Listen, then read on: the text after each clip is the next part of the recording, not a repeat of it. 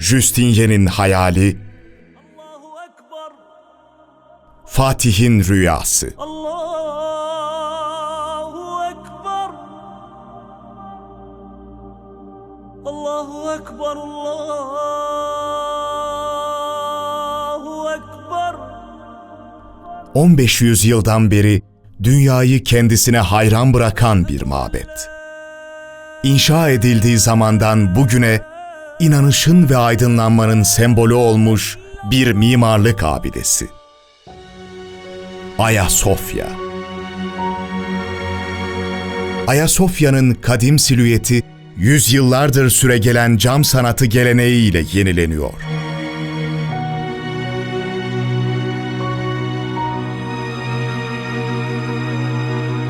Teknoloji 15 yüzyıl boyunca sürekli ilerlese de böyle devasa bir yapının aydınlatılması her dönemde ayrı bir ustalık gerektirmekteydi.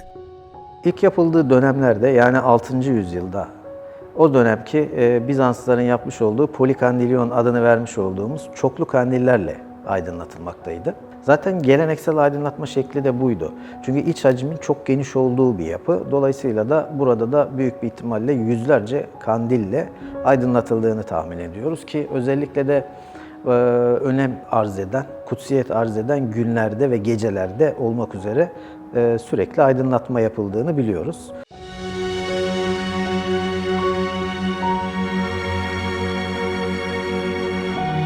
Osmanlı döneminde de benzer üslupta aydınlatma devam etti. Yine kandillerle aydınlatılmaya ve kandillerin içerisinde de bildiğiniz üzere yağlar kullanılmaktaydı ve fitiller aracılığıyla da yağlar yakılıyordu ve böylelikle ortam belli oranda aydınlatmaya sahip oluyordu. Osmanlı devrinde yapılmış olan, özellikle 19. yüzyılda yapılan kandillere bu halojen lambalar takılarak bizim bildiğimiz elektriksel aydınlatmaya başlandı.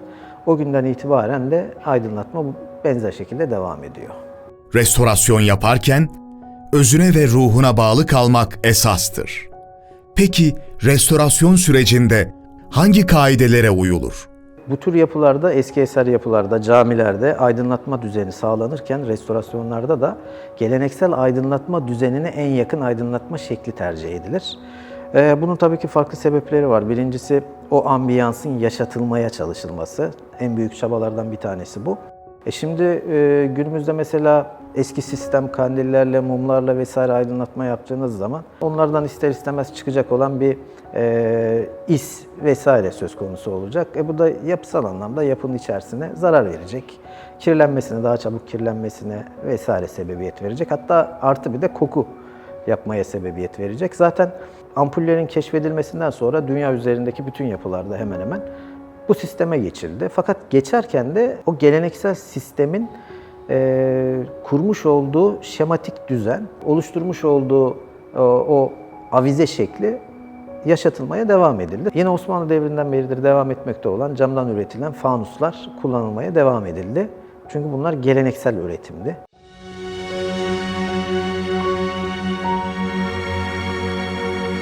Cam ustaları olarak Justinyen'in hayaline, Fatih'in rüyasına ve Isidoros'un sanatına yakışacak fanusları üretmek üzere yola çıktık.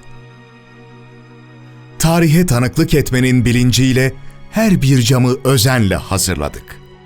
Tecrübeli cam ustalarımız nefesleriyle aydınlatma lambalarını ortaya çıkardı. İnsanların algılayabileceği veya okudukları herhangi bir şeyi görebilecekleri bir aydınlatma ortamının yaratılması gerekiyordu. Bunun da fazla aşırıya kaçmadan, ortamı rahatsız etmeden, ambiyansın ruhuna uygun bir sistemle giderilmesi gerekiyordu. En uygun ambiyansı sağladığı düşünülen aydınlatmanın yapılması kararı verildi ve böylelikle şu anki aydınlatma hayata geçirildi.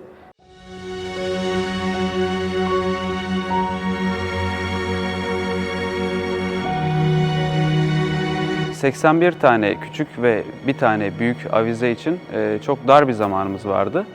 Özellikle bunu Ramazan'a ve Ramazan'ın ilk gününe yetiştirmek adına hem Efecam'la hem de buradaki personelimizle oldukça hızlı çalışmak zorundaydık. Ve çok seri bir şekilde hem avizeleri temizleyerek hem de arızaları onararak bütün camları ve ampulleri yenilemeyi başardık. Ayasofya'nın da mistik havasını koruyabilmek için bize biraz daha fazlası gerekiyordu. Burada devreye Efecam girdi.